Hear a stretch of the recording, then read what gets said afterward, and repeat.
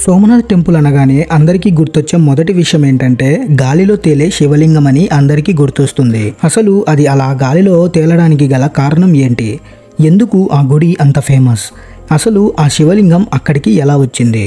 దాని వెనక ఉన్న చరిత్ర ఏంటి అనే విషయాలు ఈ వీడియోలో తెలుసుకుందాం. త్రేతాయుగంలో చంద్రుడు దక్ష ప్రజాపతికి ఉన్న 27 మంది కూతుర్లను పెళ్లి చేసుకున్నాడు. కానీ ఆ 27 మందిలో రోహిణి అనే భార్యతో మాత్రమే ఎక్కువ ప్రేమతో ఉండేవాడు. మిగతా 26 మంది అదే విషయాన్ని వాళ్ళ నాన్నతో చెప్పారు. దాంతో దక్ష ప్రజాపతికి కోపం వచ్చి నీ వెలుగు మాయమైపోతుంది అని శపిస్తాడు. దాంతో చంద్రుడు వెలుగు పోయింది.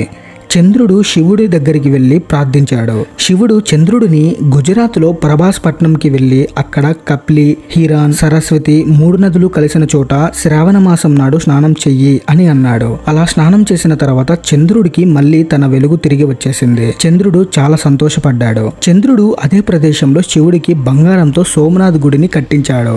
సోమనాథ్ అంటే చంద్రుడికి దేవుడు అని అర్థం వస్తుంది. శివపురాణంలో శివుడు తన 12 జ్యోతిలింగాల్లో ఇదే ప్రత్యేకంగా ఉంటుంది అని చెప్పాడు.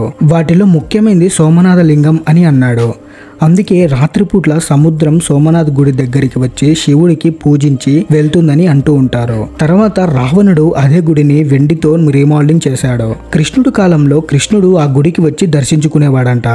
కృష్ణుడు ఆ గుడిని గంధపు చెక్కలతో మళ్ళీ రీమోడలింగ్ చేశాడు. నిజానికి సోమనాథ్ గుడి చాలా గొప్ప ఇంకా శక్తివంతమైన గుడి. ఆ గుడి కట్టి 1000 సంవత్సరాలకు పైగా అయింది. 1024లో సోమనాథ్ లింగం గాల్లో తేలేది. ఆ లింగాన్ని రోజు 2000 మంది పూజారులు పూజ చేసేవారు.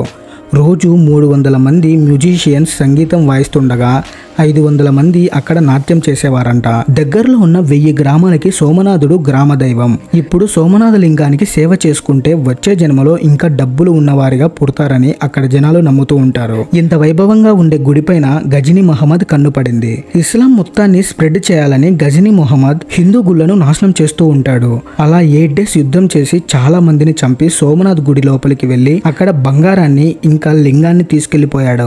వీటితో పాటు అక్కడ ఉన్న శమంతకమణిని కూడా గజని తీసుకెళ్లాడంట. కానీ ఇక్కడ తెలుసుకోవలసిన విషయం ఇంకొకటి కూడా ఉంది. 1000వ సంవత్సరంలో సోమనాథ్ గుడిని నమ్ముకొని కొన్ని కుటుంబాలు బ్రతుకుతూ ఉండేవి. వాళ్ళకి సరైన ఆదాయం రాకపోవడంతో ఒక పుకారు పుట్టించారు. అది ఏంటి అంటే మీ దగ్గర ఉన్న సగం సంపద దేవుడికి ఇస్తే వచ్చే జన్మలో మీరు ఇంకా ధనవంతులుగా పుడతారు అని పుకారు పుట్టించారు. దాంతో అందరూ నమ్మి వచ్చి బంగారం, వెండి అన్ని దేవుడికి ఇచ్చేవారు.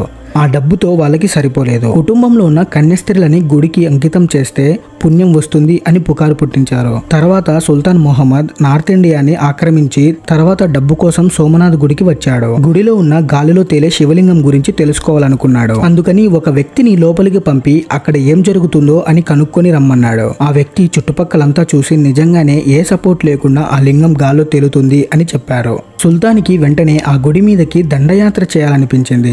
గజనీ మొహమ్మద్ ప్రభాస్ పట్నానికి వెళ్ళినప్పుడు అక్కడ జనాలు నీ చావే నిన్ను తీసుకొచ్చింది అని గోడల మీద రాశారంట. అది చూసి మొహమ్మద్కి కోపం వచ్చి ఎలాగన్నా ఈ గుడిని ధ్వంసం చేయాలనుకున్నాడు. సుల్తాన్ యుద్ధం మొదలు పెట్టాడు. తర్వాత యుద్ధం గెలిచి లోపలికి వెళ్ళాక అక్కడ డబ్బు తీసుకొని గాల్లో తేలే శివలింగాన్ని చూశాడు. ఆ శివలింగం 1 మీటరాయిడ్ వేరే ఏదో గ్రహం నుండి వచ్చి పడింది. ఈ లింగం పైన అండ్ కింద లోడ్ స్టోన్స్ తో తయారు చేశారు. దానికి మ్యాగ్నెటిక్ పవర్ ఉంది. దానివల్ల ఆ లింగం గాల్లో ఎగిరేది. సుల్తాన్ చూస్తున్నది నిజమేనా అని డౌట్ వచ్చి పైన ఉన్న 2 రాళ్లను తీయమన్నాడు. తీయగానే లింగం కొంచెం పక్కకి వెళ్ళింది.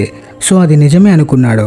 తర్వాత మొహమ్మద్ ఆ లింగాన్ని 4 ముక్కలుగా చేశాడు. అందులో ఒక ముక్క మక్కాలో, ఇంకొక ముక్క మదీనాలో, ఇంకొక ముక్క గజనీలో, ఇంకొక ముక్క తన ప్యాలెస్ లో పెట్టుకున్నాడంట. అక్కడ ఉన్న డబ్బు అంతా సుల్తానే తీసుకెళ్లాడంట.